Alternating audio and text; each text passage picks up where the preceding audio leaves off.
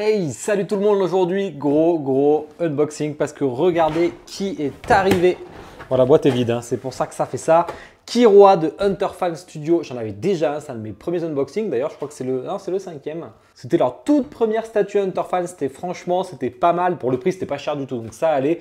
Mais on voit qu'il y a une sacrée évolution ensuite dans les statues, notamment sur les dernières que j'ai reçues. Notamment le Hisoka, qui était ouf, d'ailleurs que j'avais fait en cosplay. Et là, ça y est, elle est là, un diorama de combat que j'attendais beaucoup. Une boîte pas si grande que ça, c'est plutôt maîtrisé, c'est du 1/6, sachant qu'il y a Gon versus Pyto que j'ai précommandé aussi. Hein. J'espère que c'est pas trop galère à monter. Allez, on sort tout ça. Bon, j'ai tout sorti, il y a beaucoup d'éclairs comme vous imaginez. Alors déjà, très bonne nouvelle, on a une foutue notice et ça c'est cool. En plus il montre comment ranger la statue. Pas mal pour les éclairs hein, parce qu'on peut vite s'y planter tellement qu'il y en a. Voilà, j'ai 27 étapes à faire. Bah écoutez, on va y aller tranquillement, ça a l'air simple. Je les ai mis dans l'ordre les éclairs pour pas me faire avoir comme l'autre fois. On a bon, une petite pièce métallique là pour vous rappeler la statue comme un certificat d'authenticité, sachant qu'il n'y a pas de numéro écrit dessus. Je suis pas fan, il y a le support hein, pour le poser. Moi j'aime pas trop ces plaques en métal, donc ça sera rangé dans la boîte.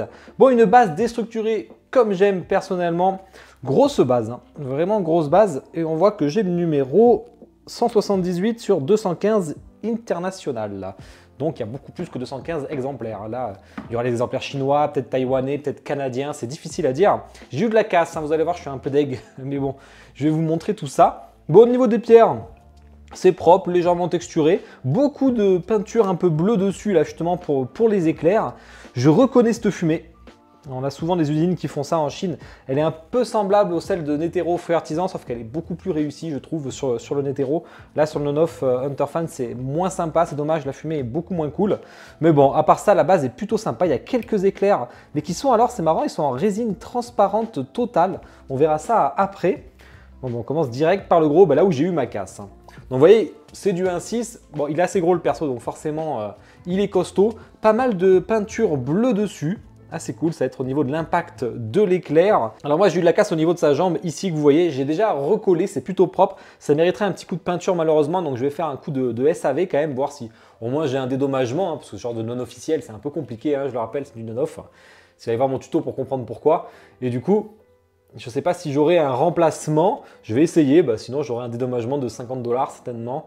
C'est le jeu. Après, le perso est extrêmement bien sculpté, je trouve. Vraiment, c'est joli. Le visage, alors Youpi, Yappy, je me rappelle jamais, hein, on va dire Youpi. Franchement, il est incroyablement bien fait. On le reconnaît à 100%. Il serre les dents, il prend bien son coup de coude qu'on va voir. Bon, écoutez. Bon, du coup, j'ai recollé. Ça a l'air assez propre, mais vraiment tout avait cassé là. Toutes les petites pointes là, il y en avait partout. Il y en avait un, c'était un bloc, mais les autres, il y en avait plein partout. Heureusement, c'est le pied qui est derrière, donc ce sera pas trop gênant, je pense. Ah ouais, d'accord. Il y a un endroit pour caler son pied ici, là. Ça, c'est bien fait, ça. Je l'avais pas vu. Et voilà, j'ai une de mes casques qu'on revoit là qui bouge. Il faudra que je la recolle un coup. Ouais, vous voyez, celle-là, là. Elle n'a pas tenu, il faut que je remette un point de colle. Bon, j'ai remis, c'est pas évident, mais bon. De toute façon, je vais faire un SAV dessus en espérant que j'ai quelque chose. Bon, en tout cas, déjà, la dynamique est sympa. Hein. Franchement, bon, ça, je vais le faire en accéléré parce qu'il va y en avoir beaucoup. Mais visiblement, ça va là. Hop. Alors, j'ai pas dit, mais sur les éclairs, c'est quand même bien fait. Hein. Je me rappelle, j'avais fait de la Zenitsu Infinity Studio en officiel. Je trouvais ça beaucoup moins cool. Ça faisait très bleu, très plastique. Là, on est que sur des éclairs transparents. Et ils sont, je sais pas en quoi ils sont. C'est du PVC ou du PU. C'est peut-être plus du PU.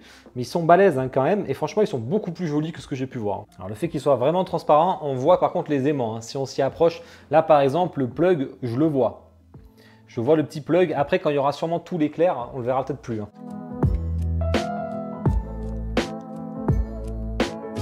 Et l'impact du coup, franchement, il est cool, il est bien fait. Ah, mais il y a un aimant, regardez, il y a un aimant là qui va dans son ventre et un petit aimant qui va s'aimanter aussi sur l'autre aimant au-dessus.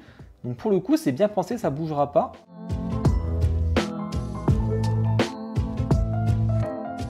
Bon, je l'ai chauffé à mort, ça m'a même fait bizarre, je l'ai un peu trop chauffé, c'était tout mou.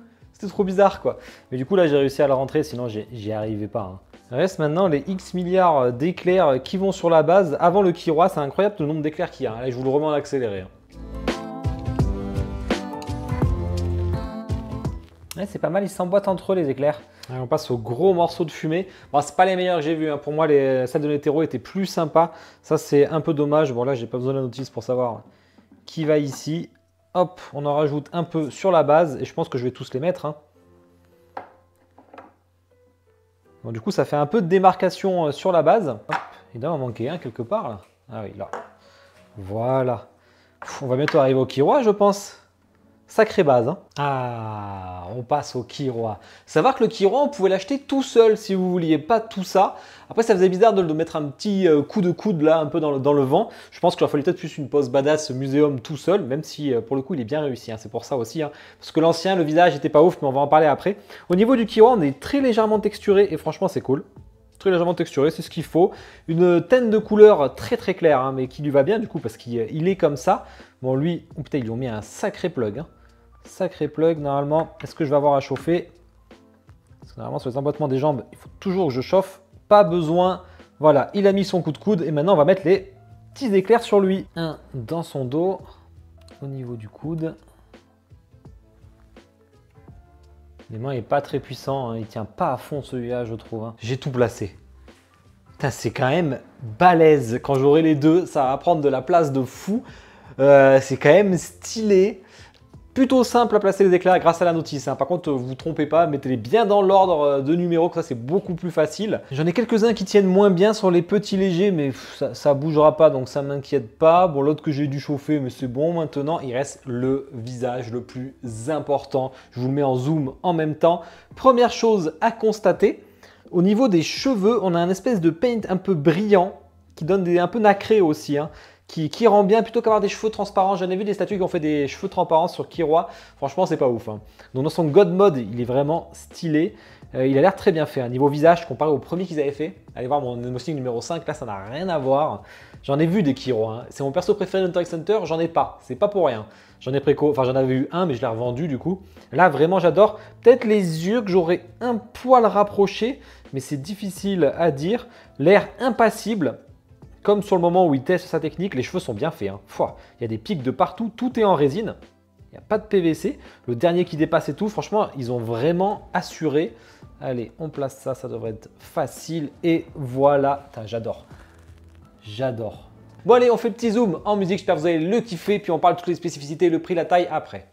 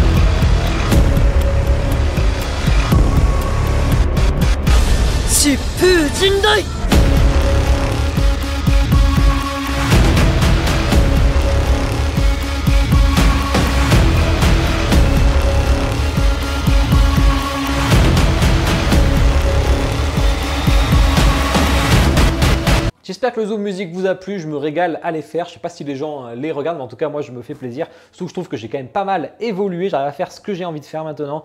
Donc on est sur du 1/6 non officiel Hunter x Hunter. Je vous le rappelle, tout un diorama déstructuré. Ils avaient annoncé, bon j'ai mesuré, hein, mais comme j'avais oublié d'enregistrer, du coup je refais la séquence.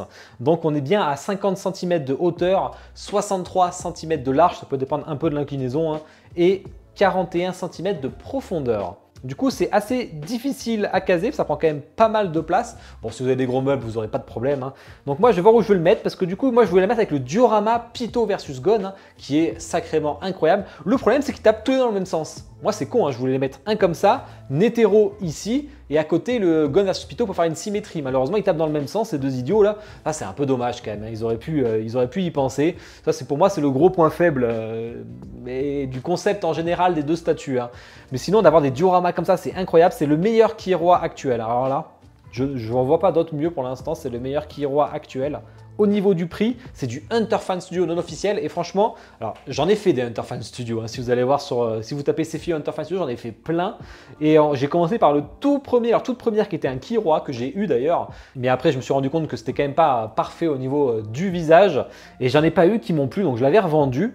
Et j'attendais beaucoup celle-ci et vraiment là elle a explosé. C'est savoir que les statues vraiment qui sont pas chères mais qui a un rapport qualité-prix excellent. Alors c'est pas du incroyable au niveau du taf dessus, mais pour le prix, justement le prix, on va en parler, il est à 415 € tout compris, ce qui est vraiment pas cher. En plus j'avais même pas le code promo encore à ce moment-là sur FNC, donc vraiment cool. 415 € pour une statue aussi grande, bon c'est du non-off hein, bien entendu, hein, mais vraiment c'est cool. Il y avait un officiel qui a voulu faire ça, je sais pas si vous vous rappelez, Tatsumaki Studio, mais qui a disparu avec l'argent de la caisse, bien entendu. Studio brésilien si je me rappelle bien.